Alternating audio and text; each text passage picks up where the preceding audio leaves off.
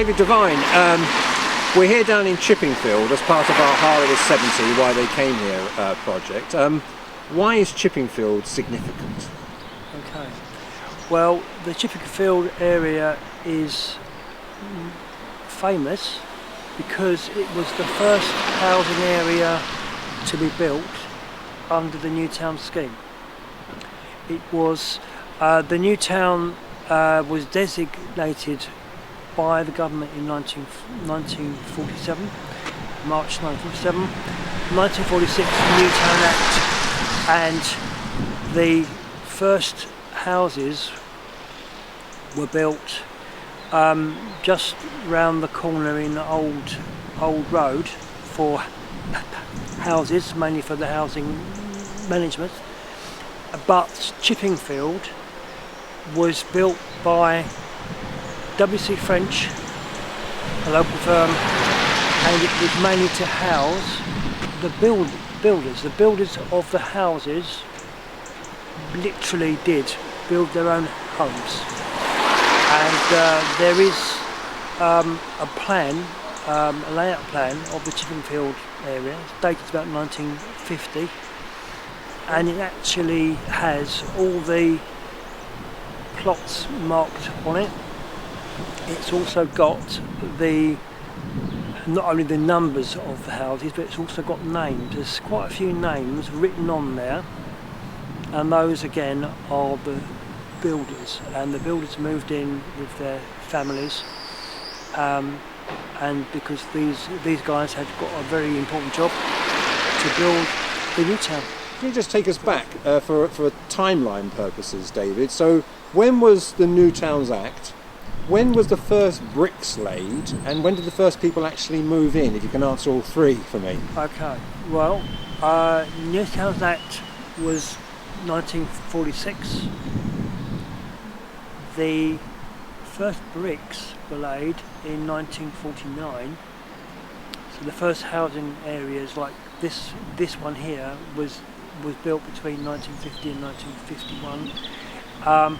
However, in the middle of that, before 1947, when the town was designated, and before the first bricks were built, there was two key things that happened. One was the public consultation on the new town. People had to come here and explain to the local people, the parish councils and so on, what a new town was going to be like, what was going to be needed, and what the benefits of it were going to be. Then, after that, a master plan had to be drawn up to lay out the plan and explain it to people.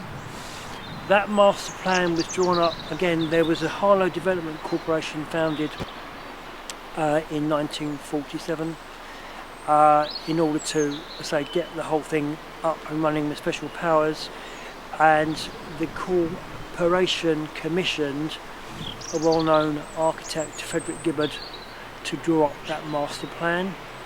And the first master plan was drawn up in 1948. Again, that went out to public consultation. There were public meetings in parish halls and so on. And just sorry to interrupt for a second here about yes. these meetings.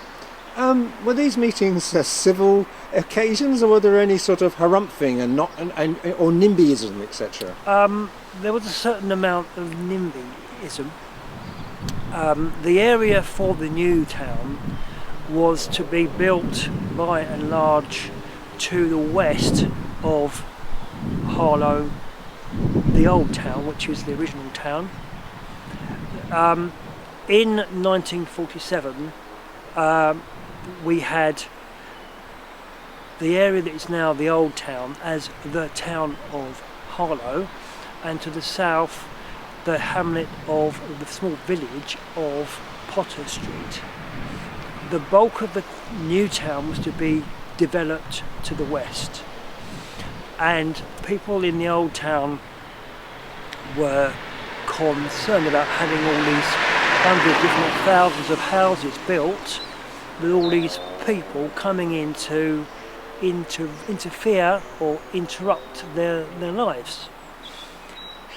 However, unlike Stevenage, where there was a sustained campaign against the new town for several months, in Harlow's case it was only a matter of about 4 to 5 months, if that. And that was mainly because of another key factor in the picture, and that was the role of the Labour government and the Labour Party in the local area, because there was a campaign against the new town coming that was formed mainly by the land owners, who were saying we don't want it, we don't need it, it's going to interrupt us, our hunting and all the rest of it. And the Labour Party campaigned very strongly. They countered every claim that the other side made and said, why should you live in a tied cottage with inadequate facilities? You will get, in the new town, you will get a house of your own, you'll be able to rent it, it will be modern, it will have all the modern facilities inside, toilets, bathroom and everything else. And eventually what happened was, after several months, the campaign was won in favour of the new town. In fact, the irony is that it was almost like overnight the shop owners in the old town suddenly realised, hundreds if not thousands of people are going to be coming here, because this was designated as a town for 60,000 people. It was more or less like pound signs, ka-ching, all those extra customers. Let's have it, bring it on. So economics and politics swayed the day. What about the landowners? There must have been landowners like the Arkwrights, etc. How did they get their permission? And was there anybody who actually said, no, you're not building on my land, or was it a compulsory purchase? What was that mechanism there? Again, that was a combination. There was a lot of the land in the new town area was owned by private landlords. You mentioned the Arkwrights. They were the Arkwright family at that time. There's only one member of the family left who was living in Parden Hall, but they did have the Mark Hall company, which actually owned a lot of the land, and it was a process of negotiation, and in some cases there were instances of compulsory purchase. There was a combination effect of that. But it must have, from what you've researched, it must have been quite a sad time as well. Wasn't there a feeling that this is the end of the countryside, the end of a way of life? I know the beginning perhaps a new one, but would it have been more like seen as the end of a way of life? It would have been seen as an end of an era, certainly. A whole new world coming along pretty quickly.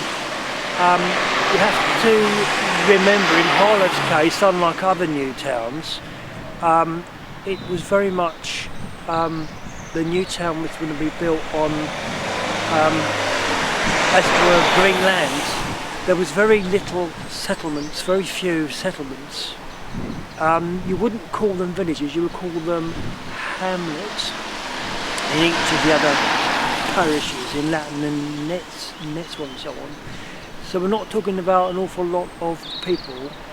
The landowners would have been the ones that would have been affected the most, certainly. Is there an actual birthday? And was there a day that actually, and was there any sort of a signing day or a photo op, as we often have now these days? Was that day exist at all in 1947? I don't think so. There were, as I said, there were the public meetings that were held.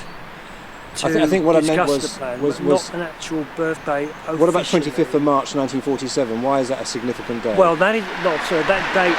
Yeah, that date is the actual date of designation of the area as a new town, and that was because of the 1946 New Town Act that was passed in Parliament, and that set in train the plans for the building of 6 new towns around the London area, first post-war new towns. Stevenage was the first one in November 1946. Then there was Crawley and Hemel, and then Harlow was in 23rd of March 1947. Just stop for a sec. I need you to go back a bit. You're going for a little walk, and you're not alone. Okay. How quickly did the population grow? You know, did it go from 0 to 60,000 within a year or two, or was that a slow process? Yeah, the original designation in the master plan was for 60,000 people to be living here. There was a revised plan in 1952 to take it up to 80,000. And that is the one that was actually, when you talk about the master plan, the 1952 is the one that they used, is the one that they referred to. The population increased quite quickly, mainly in the 50s. Late 50s was a kind of, mid to late 50s was a kind of peak period growth, up to like 1962, and it was in that period that the town became known as Pram Town, because we had the fastest population in Britain. And one of the iconic images of Harlow is the prams outside Smith's and Sainsbury's in Broad Walk. They're 2 or 3 rows deep. And again, if you look at the archive photographs of the housing areas, you don't see many cars parked on the road, but you do see lots of prams outside the houses. And when did the last building finish, if you know what I mean? That is to say, I was aware, places like Catherine's and Sumner's, they weren't built in the 40s and 50s, were they? No. They was building in the 70s, wasn't it? Was that the final part of the jigsaw, so to speak? Yes. The most of the town was built fairly in a rapid period, and by the mid 1970s, the bulk of the town had been built, and they were able to then pass over the assets of the town from the corporation to the council, Harlow Council. Harlow Council came along in 1957, and the assets were being passed over. All the housing stock, the shops, the factories, everything else.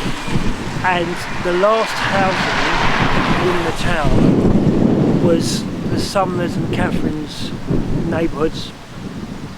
And so by 1980, the town was effectively finished, had been completed, and the dissolution date was the end of March. End of April, 1980. The Development Corporation was wound up, and their job was